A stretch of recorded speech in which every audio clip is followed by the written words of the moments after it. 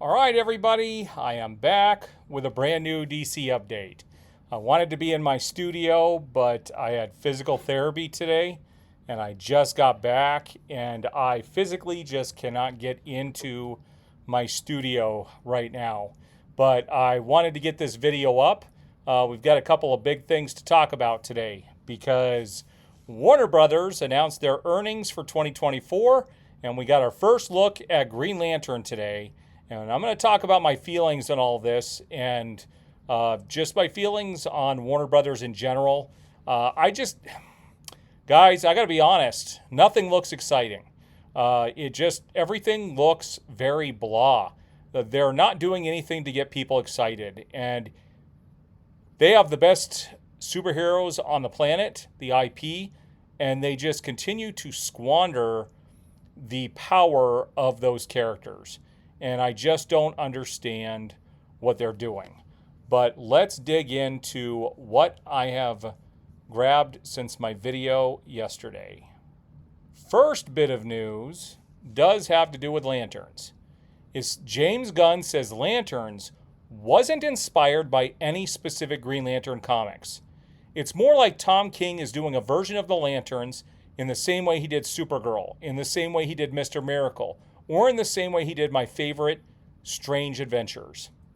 Now, a lot of people don't like Tom King, including myself. If you look at the story that he just did for Wonder Woman that came out a couple of weeks ago, it had a 0.5 star rating out of 5. There are a lot of people don't like Tom King. I'm also a person that doesn't like Damon Lindelof, and he's involved as well. So I have some real fears about the storyline. And the fact that they have this rich history of Green Lantern and they're not digging into it is mind-boggling. And I will tell you that the one thing that James Gunn does, and he does very well, is he bastardizes every single character he gets his hands on. So it is to be expected that these will not be the typical type of Green Lanterns that we would expect to see from the comics. And we already know that this story is taking place on Earth and is a dark, gritty story. When it's crazy because Green Lantern, out of all the heroes, has the richest stories to tell in space. But yet we're going to be stuck on Earth. And it was originally that this story was going to kick off, kind of the main thread that was going to run through the different DC movies. But it doesn't seem like that is the plan anymore. But we'll have more to talk about in regards to Green Lantern here. Now, this was funny. James Gunn posted this the other day, and I didn't do the research to find out if this was true or not. But it says, happy anniversary to one of my favorite characters, John Economos, created by John Ostrander and Luke McDonnell. And it is a strange coincidence today. Also happens to be the birthday of the actor who plays him, my pal, Steve Agee. From what I understand, this is not the anniversary of that character. Someone said that anniversary comes sometime in May. And so that is not the anniversary of the character. And I didn't confirm that, but a lot of people seem to point that out. So I'm assuming that James Gunn kind of got this wrong. But again, here he is trying to attach some sentimental value to the characters. It's just bizarre. He does this all the freaking time. Now, I woke up to this morning, and I have been going back and forth with people all day on X in regards to this. But Warner Brothers Discovery turns a $677 million profit for the year 2024, and streaming subs grow to 116.9 million. All right, here's what's crazy about this. They are $37 billion in debt. And people were talking about this being a huge positive for the company. They are $37 billion in debt. At this rate, it's going to take them close to 60 years to get out of debt. How is that a win? And that's why their stocks are still at like $11.50. Now, it's gone up a little bit, but what's really going to kill or help the stock grow is what's going to happen with Superman. Superman is going to be, again, I think Superman is the most important film that Warner Brothers has ever released in regards to the DC characters. It is going to make or break what is happening. And they can't afford for that movie to be mediocre and make less than $700 million. And $700 million even wouldn't get you there. That means fewer people would have seen it than would have seen something like Man of Steel. It would have had, you're looking at a 30% drop in ticket sales. That is not a win. That is not a win by any stretch of the imagination. And that's coming with one of the most recognizable heroes across the world. But it is a fact that Superman does not do as well as Batman. And Batman's been put on the back burner on all fronts at Warner Brothers, which, again, is head scratching. But you can't sit here and tell me that they knock off that little bit of debt and it's still going to take them about 60 years to get out, that's a win. People are like, every company has debt, not $37 billion. And then someone pointed out that they've cut I don't remember how many billions of dollars in debt since he took over. They did because they cut whole divisions and they don't have any more fat that they can cut from their company. They took a bunch of tax write-offs and a bunch of other stuff. They don't have those things to take anymore. So all they have is their day-to-day functioning of the business. And this does not bode well. You can't make this into a positive. You just can't. That is chipping away. It would take another 60 years. Zaslav won't even be alive then. And what's crazy about this is, people are now, people who said this was never going to happen are now coming out and saying they're getting ready to sell. Well, we've been talking about that for the last year. I do believe that they are going to sell DC off entirely. Could be the whole movie division. David Zaslav comes from, reality TV. He doesn't know how to run a movie company, and that is very clear. All right, guys, here you go. The first official look at Green Lantern, posted by James Gunn. He said, excited that Lanterns is now in production. DC Studios, new show for HBO and Max from creators Chris Mundy, Damon Lindelof, and Tom King, starring Kyle Chandler as Hal Jordan and Aaron Pierre. He said is something really special. What in this photo screams special? This kind of sums up their marketing. Now, right here, we can't tell if Aaron Pierre has a Green Lantern ring or not. It's hard to tell. It kind of looks like he does if you look between his thumb and his pointer finger. On Kyle Chandler, you can clearly see the Green Lantern ring. And there was a synopsis for this put out saying that Hal Jordan is getting to retire and he's going to be passing the ring on. I certainly hope that's not the case. If they're going to lead to some big event here in 6 years, I would hope that Kyle Chandler would still be Hal Jordan and still could come in as Green Lantern. I mean, we've got how many Green Lanterns from Earth? At least 4 in the comics. There's no reason why they can't be in this together.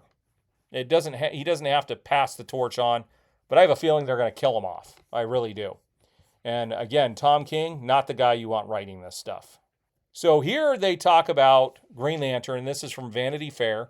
Lanterns is not part of the DCU's larger storytelling plan, which contradicts what they originally said. They had originally said that this Lantern show was going to kick off the main storyline that was going to be the main thread through DC. And that's obviously not the plan anymore. It says, but could become a multi-season show, says showrunner Chris Mundy. Season 1 is designed to be its own complete season of television that hopefully will become many seasons. Well, if you don't have Hal Jordan in there, I'm not going to be interested. You got to have Hal Jordan. I'm sorry. And the fact that they changed this from being the main storyline that's going to be the main thread that ties everything together, it just goes to show you they don't have a plan. There is no plan. They talk about having this event, an Avengers-style event, and there were a lot of channels that came out and said this wrong. They said that they were talking about some kind of endgame event. That is not the statement that they put out. The statement that they put out is an Avengers-type event, not Endgame type of event. And so a lot of contradictory things. People are getting overly excited, and nothing that they're showing in regards to any of this. Like, they're doing the most mundane things to advertise this. The Superman trailer, I'm sorry, was terrible. It does nothing to get you excited. It only had a couple of action shots. You barely get to see Superman at all. And when you do see him, he's beat down and depressed. You got the picture of Supergirl from, behind the scenes, and all you see is her hair from the back. And now you got the first picture from Lanterns, and it's just them dressed in their clothes. Like, what the heck? It's hard to get excited when they don't show you anything to get excited for. It's just crazy. Now, I thought this was terrible news. It's official. McFarlane's DC multiverse is ending. Mattel wins back lucrative rights to make DC-themed action figures and other toys. This will happen in the middle of next year. So we still have about a year and a half before Mattel is going to get the rights back. There are some pretty cool things coming from McFarlane. And I have a whole bunch of Batman animated McFarlane figures I was thinking about selling. Like a whole bunch of them. I was going to sell them as a big lot that have been unopened just because I have too many and I don't have anywhere for them. I was going to sell them, but now I'm thinking about holding on to them because they're going to become worth a crap ton of money. Mattel, when they had the rights to the DC stuff before, the toys weren't selling. The toys really weren't that good. Not like what McFarlane is giving us. I mean, just look at the picture of that Superman there. That's not a really good looking figure. It's just not. Watch, and then someone's going to tell me that's probably a McFarlane toy. It'd be funny if that was true. But I remember Mattel having the DC stuff. I never bought a single Mattel DC toy. They just didn't do a good job with it. So they're going to be getting it back, and it's unfortunate. It's going to be sad to see this era go away. I've picked up so many cool things. I'm still going to do an unboxing of the Batwing and the Batmobile from McFarlane. I have the Batman animated Batmobile and the Batwing. I'm actually going to do a video where I unbox both, and I'll do it as a premiere so I can actually chat with people and actually talk with people as the video is going. So when I get that video done, I will put it up as a premiere and let everybody know ahead of time when that will go live so that we can do a big chat during the unboxing. That will be fun. So that is coming up in the future, but it's just a sad day to see this happen. Now here's more stuff, and excuse me for the photo. I wouldn't normally show goofy photos like this unless I thought it was really funny. I know a lot of people are calling him Diaper Man, and I understand that. But there's more coming from the comedy side of this. Journalist Matthew Bellany, I don't know who he is, causes controversy by revealing that the movie of the new progressive Superman is a super comedy, according to Bellany. The film has high doses of jokes and very comic scenes throughout the footage he was able to see. This contradicts Warner's statements, which affirmed that the film would be epic and very respectful. Again, I keep telling people, James Gunn is a one-trick pony. And James Gunn came out and reaffirmed that this is not an ensemble film. When has James Gunn not done an ensemble film? Like, this does have to focus on Superman. It very much does. And I think there are too many characters in there. And he's already talked about how much of... what's his name? Why am I forgetting his name? The one character that's going to be a huge part of it. We barely saw him in the trailer at all. But it's just, there are contradictory statements coming out from people. Now, on that same note, Snyder did say that there was another showing of Superman that had been retooled and got much better ratings. Who knows if that's true or not? James Gunn has not come out and made any statements about that. We don't know. All we know is that the first time they showed it, and this is when he talked about having to go back and make changes, that the showing went good. That's all he said. If it was better than that, we would have heard more. We had heard that the first initial showings were terrible, and I didn't really report on that because we didn't know if it was true. Based on what James Gunn said this last week, And based on those initial reports, I do have a feeling that the movie had massive problems and that they had to go in and retool it. But now they're saying that it is much better, and hopefully that is true, because this cannot be a mediocre film. It needs to be epic, and it needs to be respectful of the character. I just think it's a shame that you can't really see the muscles of David Cornsweet. It really looks like he has a cheap costume on. All right, guys, so there you have it. All the DC information since my video yesterday. What do you guys think about McFarlane Toys losing the rights to the DC stuff?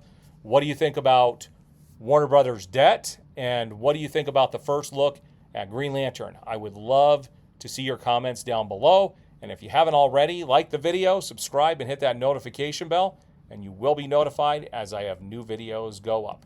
We will see you guys on the next video.